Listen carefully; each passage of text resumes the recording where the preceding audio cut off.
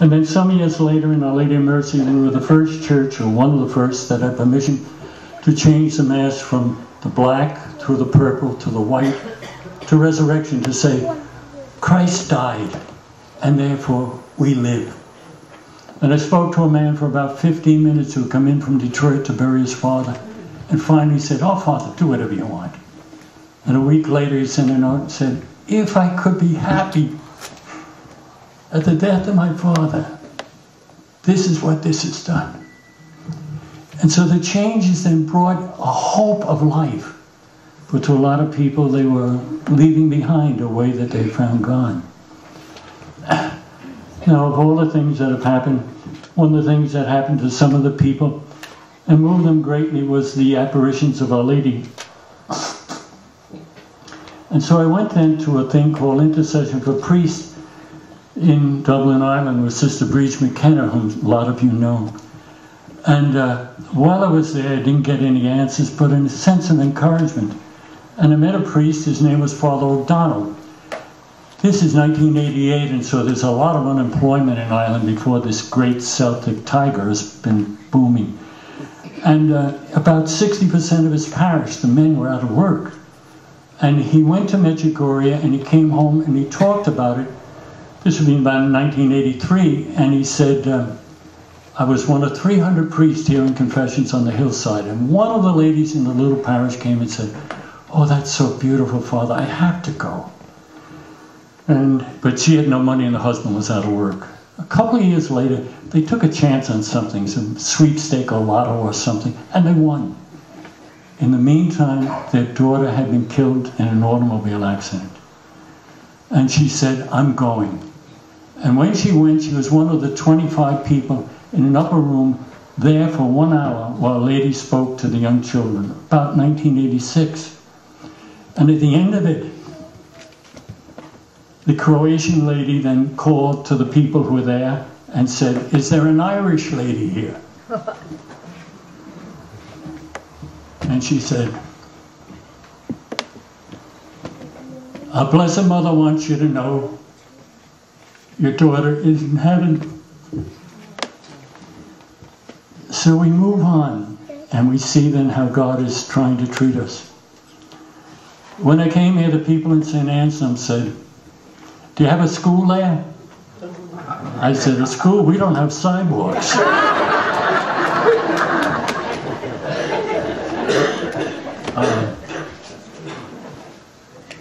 But it came. And a year later then, there came this strange hand of God. And it was the death of two of the most beautiful children that you could imagine. It was on a Thursday in April, and a lovely day. And I had been at confirmation. I returned, and there was a police car here, and the children were in Long Island Jewish.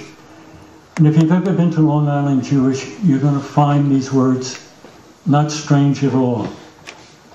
It was a terribly holy place with people trying their hearts out to save life. The next day we thought some of the children might make it, and we had many people here in prayer. And I was there then Friday and Saturday and Sunday morning and Sunday afternoon when they removed the life support system. And with the families on Monday and Tuesday in the greatest wake I've ever seen. 5 deep around the block. And I have to tell you, I've never been afraid of death. Never. Of pain and sickness. But death, really, never. But they were to be buried then out of St. Francis de Sales because it was just so much bigger and so many people wanted to come. And that night I wrote out everything I could think about the resurrection and about Jesus. And everything I'd ever said.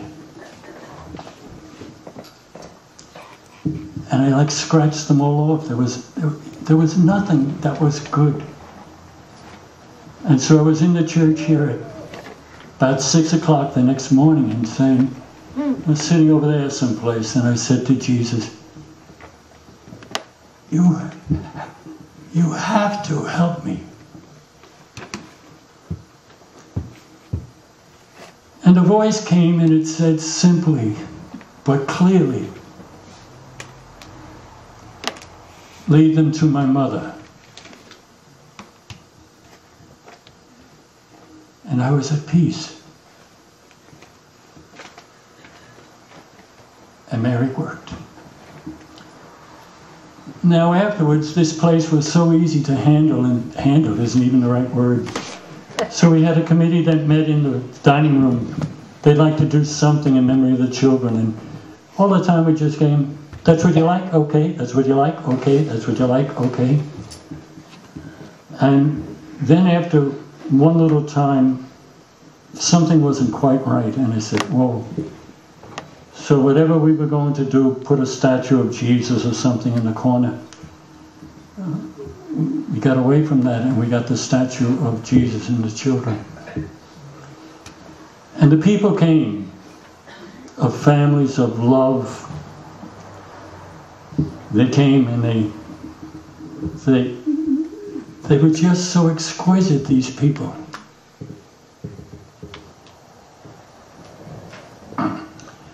And they came and I fed them on Saturday. They said, these are very good Irish meatballs.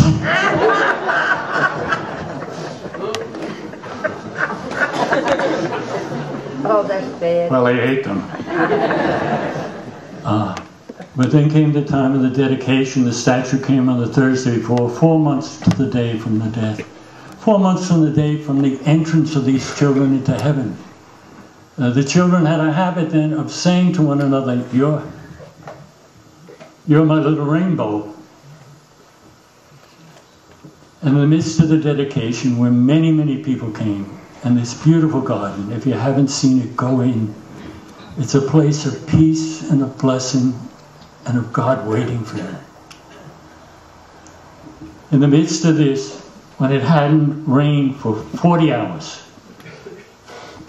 from late Friday night, they came directly overhead 2 rainbows. And so these years have been golden. And you to me are the gold. You really are. And sometimes if I was sitting out there, maybe I'd shake my head and say, he can't mean that. But you gotta believe me, I do. And you have to see that this God who plays hide and seek, who becomes a pain in the tail, is chasing you with all of his love and all of his energy and all of his heart. And what we're doing tonight is just celebrating the fact that I'm like the prodigal. I was lost and have been found. And we have to celebrate. We have to knock the blooming roof right off this building and singing and praising and thanking God. For who is my hope before God, if not you? Thank you, Father. Thank you. Love you.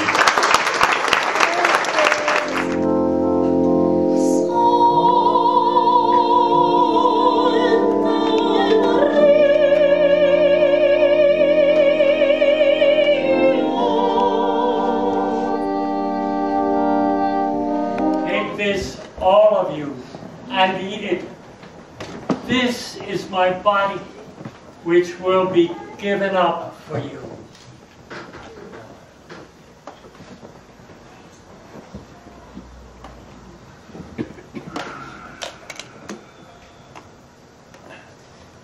When supper was ended, he took the cup. Again he gave you thanks and praise, gave the cup to his friends and said, take this, all of you, and drink from it. This is the cup of my blood, the blood of the new and everlasting covenant. It will be shed for you and for all, so that sins may be forgiven. Do this in memory of me.